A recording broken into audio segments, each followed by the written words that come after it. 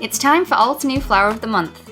Post your projects on Instagram with the hashtag Altenew Flower of the Month for a chance to win one of 3 $30 gift certificates to the Altenew store. The more projects you create, the more chances you have to win. This month we are featuring daffodils, the March birth flower and the 10th wedding anniversary flower. Also known as narcissus, daffodils symbolise rebirth, new beginnings, hope and friendship. They come in a range of colours like yellow, orange, pink, peach, red, white and green. Don't forget to check out our featured Altenew products for this challenge.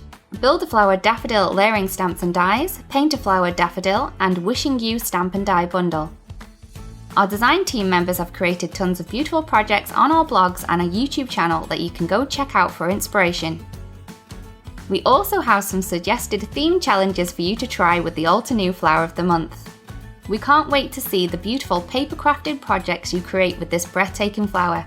Are you ready to get started? Ready, set, craft.